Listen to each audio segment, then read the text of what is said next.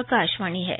कोविड-19 विशेष कार्यक्रम के अंतर्गत प्रस्तुत है कोरोना वायरस संक्रमण की वर्तमान स्थिति पर चर्चा, जिसे प्रस्तुत कर रहे हैं आकाशवाणी संवाददाता आनंद श्रीवास्तव। इस कार्यक्रम में आमंत्रित स्वास्थ्य विशेषज्ञ हैं डॉक्टर नीरज गुप्ता। नमस्कार। समय एक जैसा नहीं रहता और संभावनाएं हर जगह मौजूद होती हैं। कोरोना संकट के दौरान देश में मौजूद स्वास्थ्य सुविधाओं के बेहतर होने का ही परिणाम है कि एक दिन में 51,000 से अधिक मरीज स्वस्थ हुए हैं। ये उत्साह बढ़ाने वाला आंकड़ा है, लेकिन इससे हमें ये नहीं समझना चाहिए कि कोरोना का खतरा कम हो गया है या फिर हम इससे बचने के लिए सावधानी बरतना छोड़ दें। देश के एक जिम्मेदार नागरिक की तरह हमें खुद को संक्रमण से बचाने के लिए पूरी कोशिश करनी चाहिए, तब जाकर ही हम कोरोना मुक्त समाज की परिकल्पना सच कर सकते हैं। आप सतर्क रहें, जागरूक रहें, इसलिए आकाशवाणी पर हम लेकर आते हैं ये खास कार्यक्रम। आज के इस कार्यक्रम में हमारे साथ हैं वरिष्ठ स्वास्थ्य विशेषज्ञ डॉक्टर नीरज गुप्ता। डॉक्टर नीरज, कार्यक्रम में स्वागत है आपका। धन्यवाद और सभी सुनने वालों को मेरा नमस्कार। इससे पहले कि डॉक्टर नीरज के साथ हम परिचर्चा शुरू करें, हम अपने श्रोताओं को बता देना चाहते हैं कि अगर वो भी इस कार्यक्रम से जुड़ना चाहते हैं तो हमें फोन कर सकते हैं। हमारा टोल फ्री नंबर है 1800115767। हमारा एक और नंबर है 011-2331-4444। डॉक्टर नीरज, आप श्वसन विभाग के डॉक्टर हैं और जब से कोरोना आया है, ऐसा कहा जा रहा है कि जो लोग पहले से कुछ और बीमारियों से परेशान हैं, उनके लिए खतरा बढ़ गया है। आपसे ये जानने की कोशिश करेंगे कि जिन लोगों को पहले से सांस संबंधी बीमारी है, उनको क्या क्या और ज्यादा सावधानी बरतनी चाहिए और उनमें ये बीमारी कितनी खतरनाक साबित हो रही है। जी धन्यवाद। मैं आपको बताना चाहूंगा, मेरे ख्याल से हमारी जनता काफी जागरूक है और इसको इस बारे में काफी कुछ मालूम हो चुका है कि ये वायरस जो है किस प्रकार फैलता है। हवा के द्वारा हमारे शरीर में प्रवेश करता है और सांस की नलिकाओं द्वारा हमारे फेफड़े में या फिर हमारे शरीर के अंदर प्रवेश करने के पश्चात हमारे को तकलीफ जो खांसी, जुकाम, बुखार या इस प्रकार से दी जाती है। लेकिन फेफड़े के अलावा और भी बहुत से अंग हैं जिन पे इनका प्रभाव होता है। वो प्रभाव डायरेक्ट वायरस की वजह से होता है या वायरस की वजह से उत्पन्न शरीर में जो चेंजेस होते हैं, जो रिएक्शंस होते हैं, उसके प्रभाव के कारण होता है। इसके बारे में अभी भी शोध जारी है। अभी कुछ ऐसा माना जा रहा है कि यह वायरस केवल सांस के रास्ते ही नहीं और भी जगह पे डायरेक्ट एंट्री करके और डायरेक्ट नुकसान पहुंचा सकता है, जैसे कि गट्स में। जो व्यक्ति सांस के रोगों से पहले से ही पीड़ित है, वैसे देखा गया है कि ये जो वायरस है, इसकी प्रकोप ज्यादातर उन लोगों में ज्यादा देखा जाता है जिनकी या तो आयु बहुत ज्यादा हो, जैसे कि 60 साल 70 साल से उम्र के व्यक्तियों में ज्यादा इसका प्रकोप देखा गया है। 50 साल से कम लोगों में इसकी फैटेलिटी रेशियो भी जो है 0.5% ही है और डेथ जो है ज्यादातर बड़ी उम्र में होती है। या जो व्यक्ति जिनमें पहले से ही बीमारियां, जैसे कि हार्ट की बीमारी है, या जो बहुत मोटे हैं, या जिनका इम्यून सिस्टम कमजोर है, या जिनको सांस की तकलीफ है, या उन सांस की तकलीफ की वजह से अगर ऐसी दवाइयां ले रहे हैं जिससे उनका इम्यून सिस्टम कमजोर हो जाता है, तो उन व्यक्तियों में इसका प्रकोप ज्यादा देखा गया है। अब ऐसे व्यक्ति जिनको पहले से ही सांस के रोग हैं, जैसे कि दमा का व्यक्ति है, COPD है, लंग कैंसर है, निमोनिया है, या जिसको सिस्टिक फाइब्रोसिस है, या जो ऐसे पहले से ही लंग में फाइब्रोसिस है, जिनके लंग छोटे हैं, या जिनको ऑक्सीजन की आवश्यकता होती है, या जिनको और चीजों के ऊपर डिपेंडेंट होना पड़ता है, ऐसे व्यक्तियों में अगर जब ये कोविड का प्रकोप होता है तो निसंदेह उनको कहीं ज्यादा तकलीफ होती है और उनके मतलब इस बीमारी से सीरियस होने या मरने की संभावना भी ज्यादा हो जाती है। तो उन लोगों को तो विशेषता बहुत सावधानी बरतनी होगी, सावधान रहना होगा और उनके साथ रहने वाले व्यक्तियों को विशेषता ये ध्यान रखना होगा कि उनकी वजह से ऐसे व्यक्ति जो जैसे बड़े बूढ़े हैं, घर में हैं, कन्फाइंड हैं, उन लोगों को इस प्रकोप से बचाया जा सके। जी बिल्कुल। डॉक्टर नीरज, देश की राजधानी दिल्ली में एक बार फिर सीरोलॉजिकल सर्वे कल से हो रहा है। पहले भी सीरो सर्वे के नतीजे आए थे और ये बताया गया था कि लगभग 20 से 22% आबादी जिन जगहों पर ये सर्वेक्षण किया गया था वो कोरोना संक्रमित हो चुकी है। इस बार के सर्वे के क्या लक्ष्य हैं और इसके नतीजे के बाद किस तरह की रणनीति बनाने में प्रशासन को मदद मिलेगी?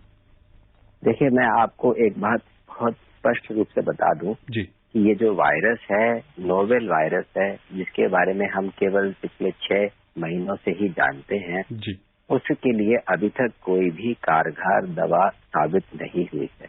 कोई भी ऐसी दवा नहीं है जो इस वायरस को पूर्णतः मार सकती है या जो हमको इस बीमारी से पूर्णतः बचा सकती है। जी सारी जितनी दवाएं चल रही हैं वो रीपर्पज हैं, एक्सपेरिमेंटल हैं, जिनको फास्ट ट्रैक अप्रूवल मिले हुए हैं, या जो ऐसी दवाएं हैं जिनको हमें लगता है कि वो हमारी सहायता कर सकती हैं, किंतु उन दवाओं में भी कुछ ऐसा रहता है कि इन दवाओं से शरीर में नुकसान भी हो सकता है। जैसे एग्जाम्पल के तौर पे स्टीरॉयड, जो कि यूके के ट्रायल से पता लगा कि वो मरने से हमें बचा सकता है, जो सीरियस पेशेंट हैं उनके मोर्टेलिटी को ये कम कर सकता है, किंतु वो व्यक्ति जिनमें ऑक्सीजन की कमी नहीं है, उन व्यक्तियों को अगर दिया जाए तो उनमें नुकसान भी कर सकता है या उसकी हाई डोज नुकसान भी कर सकती है। पहले से ही हमारे देश में चलन है, जो ये क्वैक्स होते हैं या जो अनएथिकल प्रैक्टिस करते हैं, वो स्टीरॉयड का मिसयूज भी बहुत करते हैं। तो अप्रूवल स्टीरॉयड का हो जाने से ये संभावना है कि इन व्यक्तियों को नुकसान पहुंचाने के लिए ये दवा काफी यूज हो सकती है, इसके यूज से नुकसान होने की संभावना ज्यादा हो सकती है। जी। तो ऐसी स्थिति जिसमें कि हम अभी तक ये डिसाइड नहीं कर पाए हैं कि उसकी दवा या ऐसा इलाज जिससे हम इसको पूर्णतः से बचा सकते हैं व्यक्ति, और हम ये भी जानते हैं कि अभी वैक्सीन आई नहीं है और निकट भविष्य में उसके आने की संभावना भी नहीं है। जी। तो उसको मद्देनजर रखते हुए सरकार द्वारा नीति बनाया जाना, जिस नीति से हम अपने देश में उस बीमारी से मरने वालों की संख्या को कम कर पाए या उससे होने वाली पीड़ा को कम कर पाए, इस स्ट्रैटेजी को बनाने के लिए हमें इन सर्वे की आवश्यकता पड़ती है। जी। ये जो सर्वे है इसलिए भी है क्योंकि अगर हम एक्सपीरियंस देखें, जहाँ हम यूके या और कंट्रीज को देखते हैं, वहाँ पर मोर्टेलिटी जो है 12 से 14% आती है। जी। अमेरिका या इंडिया में देखते हैं, वहाँ से मोर्टेलिटी 3 से 5% में है। और हमने पहला जो सर्वे किया था मई में, उसमें हमने ये देखा कि जो 83 डिस्ट्रिक्ट में किया था, उसमें हमने देखा कि केवल 0.73% ही अभी तक लोगों का इन्फेक्शन हुआ है, यानी कि उसमें एंटीबॉडीज हैं। वो व्यक्ति जिनको पहले इन्फेक्शन हो चुका है और अब वो उसके अगेंस्ट एंटीबॉडीज बना चुके हैं। बिल्कुल। तो दूसरा सर्वेक्षण जो हमने दिल्ली में किया, 11 डिस्ट्रिक्ट में किया, उनमें भी हमने जब देखा तो लगभग 22-23% के बीच में वो हमको सर्वेक्षण में पाया। किंतु हर सर्वेक्षण का उपयोग है जो वो एक रिप्रेजेंटेटिव सैंपल, यानी कि हर उस कम्युनिटी का सैंपल लिया जा सकता जो हर कंडीशन में रहता है, यानी कि कोई कंटेनमेंट जोन में रहता या बहुत ही ऐसे जोन में रहता जहाँ पे बहुत लोग नजदीक रहते हैं, प्रॉपर प्रिकॉशन नहीं ले पाते हैं या उनको सुविधाएं पूरी नहीं मिल पाती है, तो वहाँ पे इन्फेक्शन के स्प्रेड होने की संभावना ज्यादा है। जी। और ऐसे व्यक्ति जो घर में लॉकडाउन में रहते हैं, सबसे डिस्टेंस मेंटेन करके रखते हैं, उनमें इन्फेक्शन की संभावना कम है। तो रिप्रेजेंटेटिव सैंपल का जानने का मतलब ये होता है, क्या ये समाज में फैल चुका है, क्या इसका कम्युनिटी स्प्रेड हो चुका है, और अगर व्यापक रूप से स्प्रेड हो गया है तो क्या व्यक्तियों में हर्ड इम्यूनिटी की वजह से इसकी फैलने की संभावना को कम किया जा सकता है, या फिर उसके लिए हमको अगर वैक्सीन बनानी है तो क्या हमारे को वैक्सीन जो बनाना जो है वो उन व्यक्तियों पर निर्भर करता है जो पहले से इम्यूनाइज्ड नहीं है या इन्फेक्टेड नहीं है। जी बिल्कुल। ऐसे व्यक्ति भी ढूंढने पड़ेंगे जिनको इन्फेक्शन भी नहीं हुआ, इम्यूनाइज भी नहीं हुआ, उनके ऊपर ट्रायल करने के पश्चात ही उसकी एफिकेसी को पता लगाया जा सकता है। जी। अगर सारे व्यक्ति ऑलरेडी एंटीबॉडीज प्रोड्यूस कर चुके हैं तो फिर वैक्सीन की आवश्यकता कितनी हो, इस बात पे भी विचार करने की जरूरत पड़ती है। तो ऐसी बहुत सारी जो नीतियां होती हैं वो केवल सर्वेक्षण के आधार पर ही डिसाइड की जा सकती हैं, जो वो नीति केवल दिल्ली पे ही नहीं पूरे हिंदुस्तान में या भारतवर्ष में लगाने के लिए तैयार करनी पड़ेगी, ताकि जो स्थिति हम दिल्ली में देख चुके हैं वो बाकी जगह ना देखनी पड़े। जी बिल्कुल। सीरोलॉजिकल सर्वेक्षण के नतीजे आगे आएंगे, उस हिसाब से फिर आगे रणनीति बनेगी। बागपत से अशोक शर्मा जी जुड़ चुके हैं। अशोक जी, कार्यक्रम में स्वागत है आपका। सवाल है जी, अब लोग सब कुछ खुल गया है और बहुत कुछ खुल गया है, कोरोना से कैसे बचाव करें, छोटे बच्चों को कोरोना से कैसे बचाएं? ये जानना चाह रहे हैं कि पूरे देश में अनलॉक 3 की प्रक्रिया चल रही है, काफी सारी चीजें खुल गई हैं, ऐसे में कोरोना से कैसे बचें और खासकर बच्चों को कैसे बचाएं? देखिए, जैसे जैसे हम लॉकडाउन को कम करते जाएंगे, यानी कि हम अनलॉक करते जाएंगे, हम जन सुविधाओं को पूर्ण रूप से वापस जनता को देने की कोशिश करेंगे, वैसे ही जनता का संपर्क एक दूसरे से बढ़ने लगेगा जी। और उस संपर्क की वजह से आपका इन्फेक्शन एक व्यक्ति से दूसरे व्यक्ति में प्रकोप यानी कि संक्रमण होने की संभावना बढ़ती चली जाएगी। तो उस समय और भी जरूरी हो जाता है कि आप अपना डिस्टेंस को बनाए रखें, आप हमेशा मास्क लगाए रखें, आप जितना हाथ धो सकते हैं उसकी आप कोशिश करें ताकि किसी भी इन्फेक्शन को आप तक आने से रोका जा सके। जहां तक बच्चों का संबंध है, बच्चों के लिए भी उसी प्रकार की ही रणनीति रहेगी। उनको भी बचाव की आवश्यकता है, ये भी मास्क का प्रयोग करें। जब जाएं तो अपनी सुपरविजन में रखें, बाहर ऐसी जगह जाएं जहां पे कम से कम लोगों से उनका संपर्क हो और उनके लिए जो उनकी प्रिकॉशन या इम्यून सिस्टम को बनाए रखने के लिए उनके लिए पौष्टिक आहार, आराम, जो भी इस तरह के पहले से आप बताते आ रहे हैं उनका पूर्ण रूप से पालन करते रहें, तभी हम इस पे काबू पाने में संभव होंगे। बिल्कुल। जम्मू से संजय जी जुड़ चुके हैं। संजय जी, कार्यक्रम में स्वागत है आपका। जी नमस्कार सर, डॉक्टर साहब को भी नमस्कार। नमस्ते। नमस्कार, मैं संजय विद्रोही बोल रहा हूँ जम्मू से। जी सर, ये मैं पूछना चाहता हूँ कि जैसे बड़े बड़े लोगों को, जैसे बड़े बड़े राजनेताओं को आजकल हम न्यूज में सुन रहे हैं, अभिनेताओं को हो रहा है जी, वो तो सर पूरे प्रिकॉशंस लेते होंगे ना, फिर उनको कैसे हो रहा है ये? संजय जी ये जानने की कोशिश कर रहे हैं डॉक्टर नीरज की जो नामचीन हस्तियां हैं वो भी कोरोना संक्रमित हो रहे हैं। देखिए, हर व्यक्ति अपनी तरफ से जरूर प्रिकॉशन लेता है, किंतु बहुत बार ऐसा होता है जब अनजाने या जाने अनजाने में उनका संपर्क ऐसे व्यक्ति से हो जाए जिसको इन्फेक्शन है जी। अब आपको ये भी मालूम है कि ये जो डिसीज है ये माइल्ड रहती है लगभग 80% लोगों में, यानी कि उसमें बहुत कम सिम्टम आते हैं और ऐसे व्यक्ति 40% तक हो सकते हैं जिनमें कोई भी प्रकार के सिम्टम नहीं होते हैं।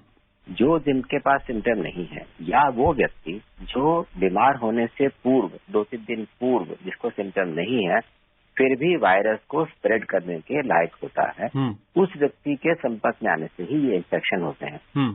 किसी के बारे में जाना नहीं जा सकता है, व्यक्ति जरूर प्रिकॉशन लेता है, लेकिन अक्सर जैसे खाते समय, चाय पीते समय, बात या जैसे आपने देखा है कि पॉलिटिकल मीटिंग में या पॉलिटिकल लोग जब आपस में बैठते हैं तो हो सकता है कि मास्क उनके द्वारा यूज से प्रयोग में नहीं आ, कहीं ना कहीं कोई चूक हो गई होगी जिसी से ही इन्फेक्शन उन तक पहुंचता है। तो हम लोगों को इसलिए बार बार इस बात को एम्फसाइज करना पड़ता है कि ये बीमारी ये नहीं देखती है कि आप गरीब हैं या अमीर हैं या कितने अपने आप को प्रोटेक्शन लेते हैं या कितना आप में अपने बैरियर चारों तरफ इकट्ठा कर सकते हैं। ये बीमारी आप तक कभी भी पहुंच सकती है, इसलिए कभी भी अपने स्वभाव में ढील ना रखें, प्रिकॉशन हमेशा बनाए रखें। जी बिल्कुल। हरियाणा के सिरसा से पप्पू राम जी हैं। पप्पू जी, कार्यक्रम में स्वागत है आपका। नमस्कार सर जी। नमस्ते। डॉक्टर साहब को भी नमस्कार। नमस्ते जी, नमस्ते। गांव लिबेसर है, जिला सिरसा, पप्पू राम घाट बात कर रहा हूँ डॉक्टर साहब। जी पप्पू जी, बताइए। पहले तो मैं आप सभी को जो कोरोना वॉरियर है उनको सलाम करता हूँ सर जी। जी शुक्रिया, अपना सवाल पूछिए। हाँ सर जी, मेरा सवाल ये है कि कई लोग मास्क लगाए रखते हैं, वो मास्क उतार कर बात करते हैं, यह कितना घातक है बताओ सर जी? मास्क उतार कर बात करना कितना खतरनाक है?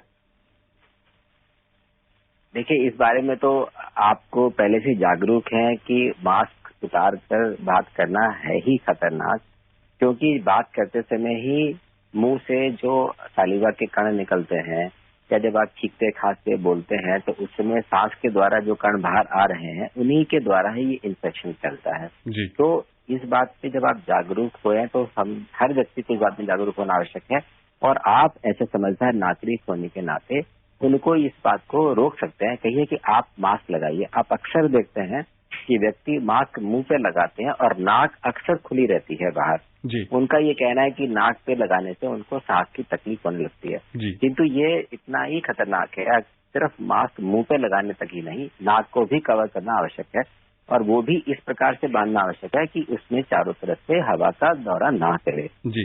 तभी हम प्रिकॉशन ले सकते हैं।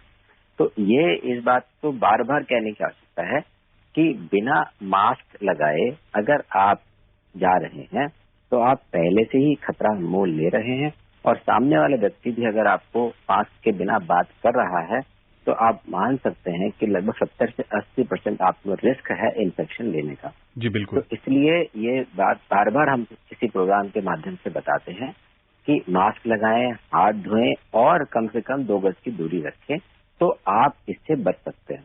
जी। जम्मू के डोडा से जीत सिंह जी हैं। जीत जी, कार्यक्रम में स्वागत है आपका। नमस्कार सर। नमस्ते। डॉक्टर को भी मेरी ओर से नमस्कार। जी नमस्ते, आप अपना प्रश्न पूछें। सर जी, मैं पूछना चाहता हूँ कि ये जो मोबाइल है इससे भी केस कोरोना का खतरा हो सकता है? देखिए, मोबाइल हो, कपड़ा हो, आपका रुमाल हो, आपका मास्क ही क्यों ना हो, ये एक फोमाइट बोलते हैं, ये ऐसे भारी वस्तुएं होती हैं जिन पर सांस के कण, जब आप खांसी करते हैं तो जो कण इनके ऊपर वायरस के साथ आ जाते हैं वो उन पे बैठ जाते हैं, और वो कण के द्वारा भी आपको इन्फेक्शन मिल सकता है। तो इसलिए जब आप मास्क लगाए रखेंगे तो ये संभावना आपके मोबाइल फोन या आपके चश्मा या आपका चाबी या आपका रुमाल, इन तक इन्फेक्शन पहुंचने की संभावना कम हो जाती है। इसलिए बताते हैं कि हाथ को बार बार धोने से आप इसको बचा भी सकते हैं, और कोशिश करें कि जितना दूर रख सकते हैं मोबाइल उतना अच्छा है। जी बिल्कुल। बाड़मेर से कमलेश जी जुड़ चुके हैं। कमलेश जी, कार्यक्रम में स्वागत है आपका। नमस्कार सर। नमस्ते डॉक्टर साहब, मैं कमलेश कुमार बोल रहा हूँ, सैतराऊ बाड़मेर से। जी कमलेश जी, बताएं। सर, मेरा ये सवाल है, जब कोविड-19 मरीज की जांच की जाती है तो उस जांच को पॉजिटिव या नेगेटिव आने में कितना समय लगता है? जांच के परिणाम आने में कितना समय लगता है?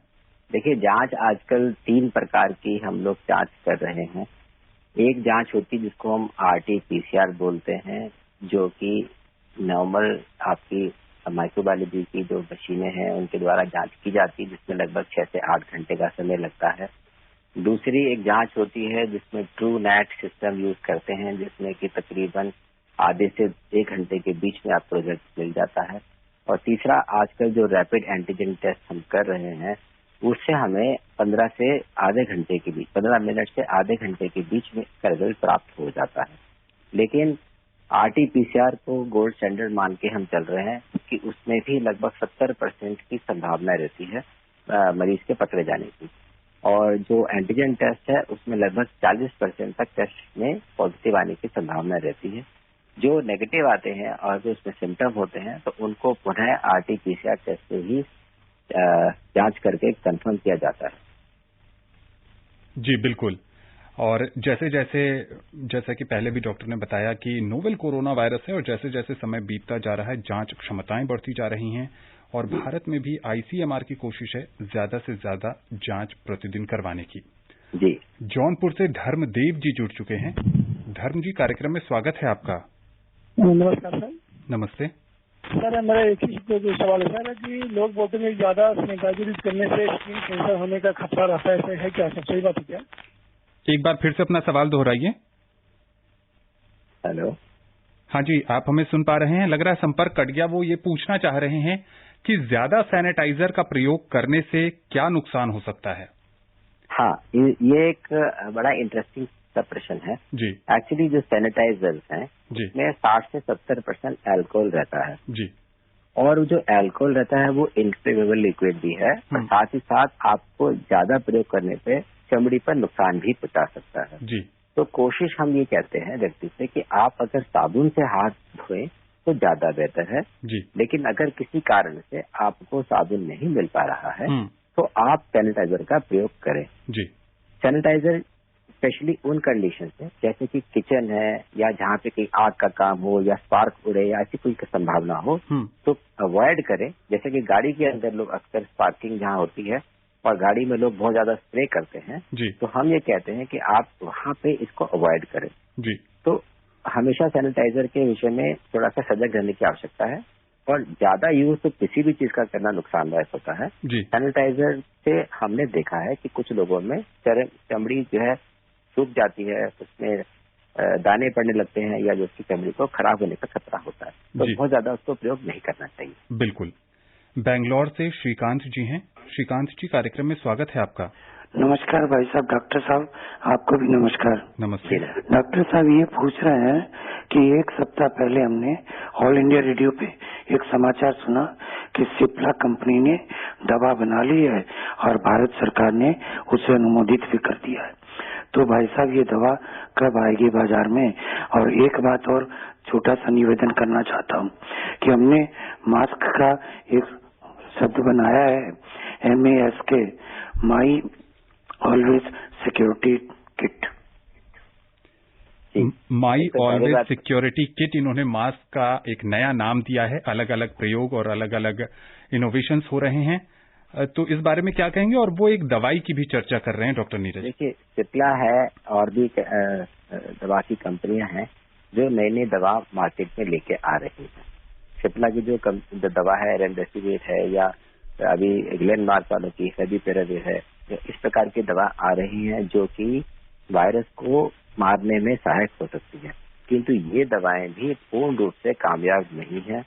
इसके अलावा भी एक्सपेरिमेंट्स और चल रहे हैं। अभी नया एक बायोकॉन की इटोलिजुमैब भी आ रही है जी। इसी प्रकार से वैक्सीन के भी ट्रायल शुरू हो गए, कोवैक्सीन का ट्रायल भी शुरू हो चुका है जी। तो इस प्रकार की मैंने प्रोग्राम के शुरू में ही कह दिया था कि अभी तक ऐसी कोई भी दवा है नहीं जो एक पूर्ण रूप से कारगर हो या पूर्ण रूप से हमें इस रोग से निजात दिला सकती हो। जो दवाइयां हैं उसको हम रीपर्पस कहते हैं, यानी कि ये दवा किसी और पर्पस के लिए बनाई गई थी किंतु उसको परमिशन दी गई है कोविड में यूज करने के लिए जी। या इसके लिए संभावना है कि ये यूजफुल हो पाएगी, लेकिन चूंकि बीमारी कभी कभी जानलेवा मतलब लगती है कि जानलेवा है बीमारी सीरियस पेशेंट्स के लिए, तो इसलिए उनके लिए ये दवाई फास्ट ट्रैक करके अप्रूव कर दी गई है यूज करने के लिए। किंतु अभी मैं फिर कहूंगा अभी तक कोई ऐसी दवा नहीं है जो पूर्ण रूप से इस बीमारी को मार सकती है। जी बिल्कुल। जम्मू से निशांत जी जुड़ चुके हैं। निशांत जी, कार्यक्रम में स्वागत है आपका। हाँ नमस्कार सर। नमस्ते डॉक्टर साहब। नमस्कार जी निशांत जी नमस्कार जी। मैं जम्मू से बोल रहा हूँ सर। मेरा ये प्रश्न है कि जो शुगर का पेशेंट है क्या वो प्लाज्मा दे सकता है? क्या डायबिटीज के मरीज प्लाज्मा दान कर सकते हैं? देखिए, पहली बात है अगर डायबिटीज का मरीज है, अगर पूर्ण तरह से स्वस्थ है, देखिए कंट्रोल में है और वो बीमारी से रिकवर कर चुका है तो ICMR की गाइडलाइन के अंदर देने लायक होता है जी। कुछ व्यक्ति नहीं दे सकते हैं। अगर डायबिटीज अनकंट्रोल्ड है तो वो नहीं दे पाएगा। जी जी बिल्कुल। डॉक्टर, कार्यक्रम के एक सवाल के जवाब में आपने हर्ड इम्यूनिटी की चर्चा की और ICMR ने कहा है और WHO ने भी कहा है कि जिन देशों में जनसंख्या बहुत ज्यादा है वहां हर्ड इम्यूनिटी कारगर साबित नहीं होगी। क्या है इसके मायने और हर्ड इम्यूनिटी के बारे में भी थोड़ा सरल शब्दों में बताएं। हर्ड इम्यूनिटी का मतलब होता है कि आप मान लीजिए कि 100 व्यक्ति हैं जिनको एक समाज में रहते, केवल 100 ही व्यक्ति समाज में रहते हैं और इनको इन्फेक्शन होता है जी। चलिए आप इसको ऐसे एक्सप्लेन कर सकते हैं कि 4 व्यक्ति घर में रहते हैं और उनमें से एक व्यक्ति को इन्फेक्शन होता है जी। एक इन व्यक्ति के बाद दूसरे व्यक्ति और फिर तीसरे व्यक्ति को होता है, यानी कि 3 व्यक्ति 4 में से इन्फेक्शन हो जाता है। तो जो चौथा व्यक्ति है उसको इन 3 व्यक्ति की वजह से प्रोटेक्शन मिलती है, उसको सुरक्षा कवच मिलता है। वो इस कारण से कि जब भी वो इन्फेक्शन हवा के द्वारा इन व्यक्ति के पास पहुंचता है तो पहला, दूसरा या तीसरा व्यक्ति जो ऑलरेडी इससे रिकवर कर चुका है उस इन्फेक्शन को मार देता है, किल कर देता है। तो यानी कि जब तक वो उस चौथे व्यक्ति के पास पहुंचता है, या तो वायरस बहुत क्षीण हो चुका होता है या वो मर गया होता है, तो इन्फेक्शन नहीं दे पाता है। तो कहने का अर्थ ये है कि एक समाज में 100 में से अगर 60 से 70 व्यक्तियों को इन्फेक्शन हो जाए और वो उससे रिकवर कर जाए, तो वो उन 30-40% व्यक्तियों के लिए सुरक्षा कवच के रूप में कार्य करते हैं। जब भी कोई इन्फेक्शन आता है तो इन व्यक्तियों के द्वारा उसको बहुत ज्यादा कमजोर हो जाता है और उस व्यक्ति तक जो इन्फेक्शन जिनको नहीं मिला है बहुत ही कमजोर अवस्था में मिलता है या नहीं मिलता है। इसको हर्ड इम्यूनिटी का रूप दिया जाता है। अब कहने का अर्थ यह है कि हिंदुस्तान जैसे देश में जहाँ पे कि 130 करोड़ के व्यक्ति होते हैं, तो 70% का मतलब तो लगभग 90 करोड़ व्यक्ति हो गए। तो 90 करोड़ व्यक्ति इन्फेक्शन की वेट करें इसलिए कि ताकि बाकी के 40 करोड़ व्यक्ति बच सकें, वो एक प्रैक्टिकल चीज नहीं लगती। बिल्कुल ठीक। इसी को मानते हुए ये बोला गया कि हिंदुस्तान का, चाइना या ऐसे देश जिनमें बहुत ज्यादा जनसंख्या हो, उसके लिए हर्ड इम्यूनिटी की वेट नहीं की जा सकती है, जिससे बहुत ज्यादा नुकसान होने की उम्मीद होती है। तो इसके लिए वैक्सीन या ऐसी कोई भी चीज बनाना आवश्यक है जो इसको प्रिवेंट कर सके। जी बिल्कुल। तो इसी को मद्देनजर रखते हुए कहते हैं कि ये इंडिया के लिए प्रैक्टिकल चीज नहीं लगती है। जी, बिहार के सीतामढ़ी से केशव जी इंतजार कर रहे हैं फोन लाइन पर। केशव जी, कार्यक्रम में स्वागत है आपका। हेलो जी, पूछिए। सर प्रणाम। जी नमस्ते। सर मेरा 2 सवाल है। जी सर, पहला कि मेरे घर के 50 डिस्टेंस पे 9 कोरोना पॉजिटिव मिला है, क्या हम लोग को टेस्ट कराना चाहिए? आपके घर के परिवार के सदस्य हैं? नो। पड़ोसी हैं आपके? Yes sir. जी, दूसरा सवाल क्या है आपका? कि क्या अल्कोहल से कोरोना मरता है? 2 सवाल हैं डॉक्टर नीरज। इनके पड़ोसी जो हैं उनमें 2 लोगों में कोरोना का संक्रमण पाया गया है। पहले तो इसका जवाब दें कि क्या इन्हें भी टेस्ट कराने की आवश्यकता है? नहीं, अगर ऐसा होता है कि अगर उनका संपर्क उनसे हुआ है, संपर्क की परिभाषा ये है कि अगर वो उस व्यक्ति के साथ 1 मीटर डिस्टेंस के भीतर और कम से कम 15 मिनट से ज्यादा उनके संपर्क में रहे हैं, तो उसमें ये मान सकते हैं कि आपको संक्रमण की संभावना ज्यादा है। और फिर जिस दिन आपका संपर्क हुआ है उसके 5वें दिन अगर आप टेस्ट करवाएं तो चांसेस हैं कि आपको पॉजिटिव या नेगेटिव अगर है तो पॉजिटिव है तो आप पॉजिटिव हो जाएंगे तब तक, और नेगेटिव है तो शायद संभावना कम है कि आप उससे संक्रमित होंगे। ये पहला तो ये है। इसका मतलब है कि अगर आपका उनसे कोई संपर्क नहीं हुआ है तो आपको इसमें चिंता करने की आवश्यकता नहीं है। केवल देखने मात्र से इन्फेक्शन नहीं होता है, बिल्कुल संपर्क में आना जरूरी है, अब वो भी क्लोज कांटेक्ट है। दूसरा सवाल इनका ये है कि क्या अल्कोहल के सेवन से कोरोना से बचा जा सकता है? इन्होंने ऐसे सेवन वर्ड नहीं बोला है, नहीं किया है, नहीं बोला है, किंतु अल्कोहल जो है लोकल हम जब यूज करते हैं, सैनिटाइजर के रूप में यूज करते हैं, 60% यूज करते हैं, तो उससे वायरस मर जाता है। किंतु सेवन करने से आपको नुकसान ज्यादा है, वायरस को कम। जी बिल्कुल। डॉक्टर नीरज, अब समय नहीं है कि आपसे किसी और भी मुद्दे पर या सवाल पर चर्चा की जाए। आकाशवाणी के इस कार्यक्रम से जुड़ने के लिए और विशेषज्ञ राय साझा करने के लिए आपका बहुत बहुत शुक्रिया। आपका भी बहुत बहुत धन्यवाद कि आपने इस कार्यक्रम के माध्यम से मैं अपने कुछ विचार रख सका। शुक्रिया सर। हमारे एक कॉलर ने आज कहा कि मास्क का मतलब है माई ऑलवेज सिक्योरिटी किट। बहुत अच्छी बात उन्होंने कही, और आप सबको ये ध्यान रखने की आवश्यकता है कि कोरोना संक्रमण से बचने के लिए मास्क का इस्तेमाल जरूर करें। अगर आप कहीं बाहर जा रहे हैं, सैनिटाइजर का प्रयोग करें, बार बार साबुन पानी से हाथ धोएं और सुरक्षित दूरी का पालन करें। स्वस्थ रहें, खुशहाल रहें। नमस्कार। कोविड-19 विशेष कार्यक्रम के अंतर्गत अभी आप सुन रहे थे कोरोना वायरस संक्रमण की वर्तमान स्थिति पर चर्चा, जिसे प्रस्तुत कर रहे थे आकाशवाणी संवाददाता आनंद श्रीवास्तव। इस कार्यक्रम में आमंत्रित स्वास्थ्य विशेषज्ञ थे डॉक्टर नीरज गुप्ता। ये कार्यक्रम आकाशवाणी के समाचार सेवा प्रभाग द्वारा प्रस्तुत किया गया। इसे आप हमारे mobile app news on AIR पर भी सुन सकते हैं। इस कार्यक्रम के संबंध में अपनी प्रतिक्रिया आप हमें ईमेल कर सकते हैं। पता है airnsdtalks@gmail.com। ये कार्यक्रम फिर से सुनने के लिए लॉग ऑन करें हमारी वेबसाइट newsonair.com।